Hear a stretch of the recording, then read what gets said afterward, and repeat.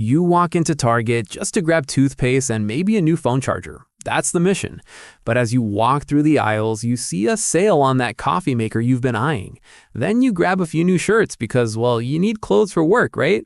By the time you get to the checkout, your cart is full of stuff you didn't plan to buy, and the total is $214.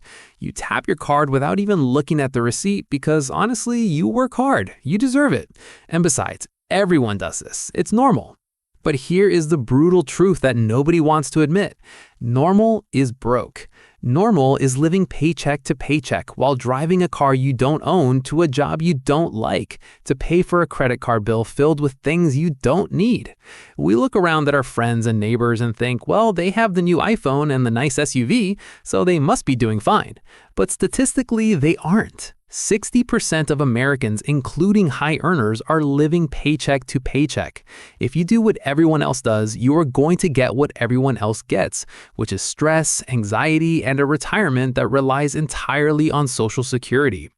Today, we are going to break down the 7 normal money habits that are silently draining your wealth, and more importantly, exactly how to fix them.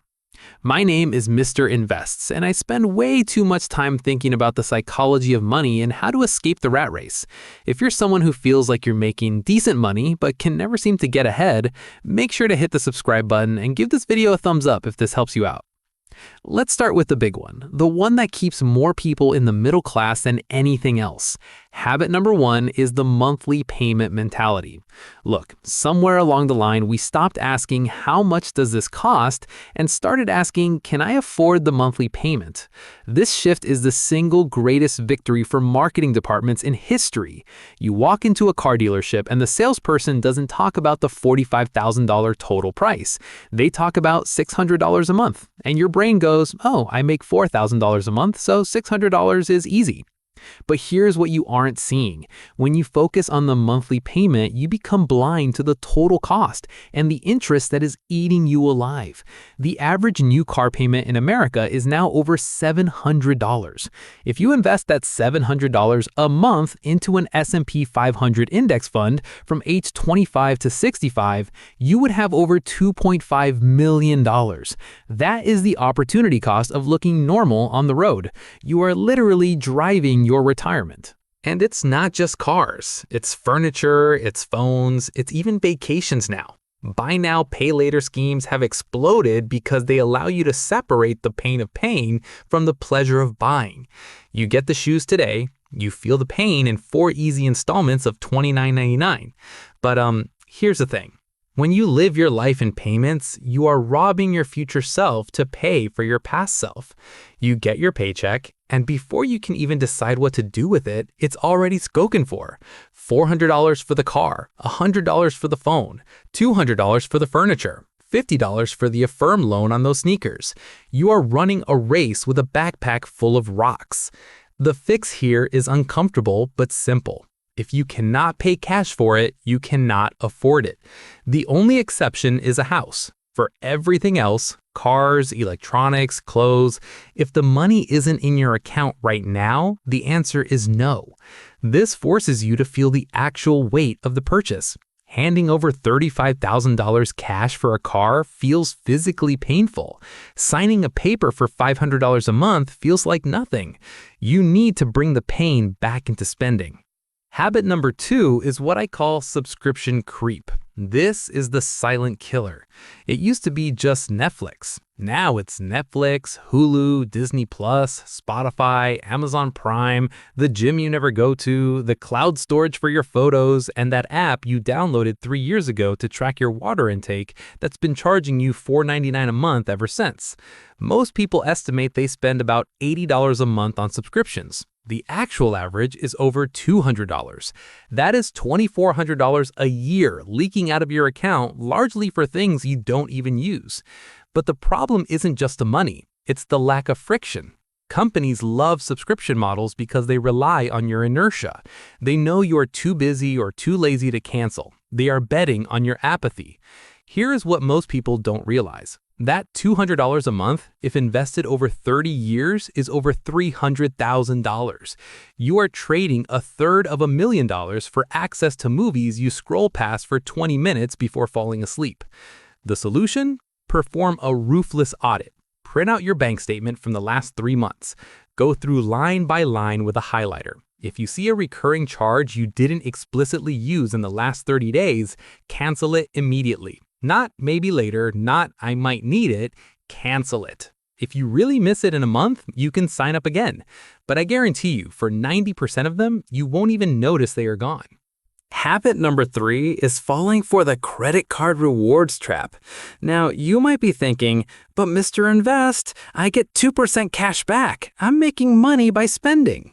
Listen, I love credit card points as much as the next guy, but let's be real. The credit card companies are not stupid. They have buildings taller than your city's skyline because they know exactly how human psychology works. Studies have shown that people spend up to 100% more when using a credit card versus cash. Why? Because cash is visceral. You see it leave your hand. A card is abstract. It doesn't feel like real money. So even if you are getting 2% back, if the plastic caused you to spend even 10% more than you would have with cash, you are losing. You are stepping over dollars to pick up pennies. If you are the type of person who carries a balance, even once, the game is over. You are paying 20% or 25% interest to earn 2% rewards. That is mathematically insane. It's like trying to fill a bucket with a hole in the bottom using a teaspoon. If you have any credit card debt, cut the cards up. Literally destroy them. Go back to using a debit card or cash until you have rewired your brain to understand that money is a finite resource. The points are not worth the poverty. Habit number 4 is waiting to save what's left over. This is the most common lie we tell ourselves. We say, okay, I'll pay my rent, buy my groceries, pay my bills, go out a few times, and then whatever is left at the end of the month, I'll put into savings. Look, let me tell you what is going to be left over. Zero. Nothing. Because of something called Parkinson's Law. Parkinson's Law states that work expands to fill the time available for its completion. In finance, expenses expand to fill the income available. If you make $3,000 a month, you find a way to spend $3,000. If you make $5,000, suddenly you need to spend $5,000. Your brain convinces you that these new expenses are necessities, not luxuries. The only way to break this physics of finance is to pay yourself first. Treat your savings like a bill. You wouldn't look at your electric bill and say, I'll pay this if I have money left over at the end of the month. You pay it because you have to, or the lights go out. Make your future freedom mandatory. Set up an automatic transfer for the day after payday. Move 15%, 20%, or even just $50 directly into a separate investment account. Then, and only then, do you live on the rest. You'll be amazed at how quickly you adjust. You won't starve. You'll just subconsciously stop buying the random stuff that doesn't actually add value to your life. You force scarcity on yourself, and that discipline builds wealth automatically. Habit number 5 is lifestyle inflation, or as I like to call it, the Red Queen race. In Alice in Wonderland, the Red Queen tells Alice, now here, you see, it takes all the running you can do to keep in the same place. This is the reality for millions of high earners. You get a promotion, a $10,000 raise, awesome, right? But immediately you think, I worked hard for this. I deserve a better apartment. I deserve a newer car. So you move and your rent goes up $500. You lease the BMW and that's another $600. Suddenly that $10,000 raise is gone and you are actually saving less money than you were when you were broke.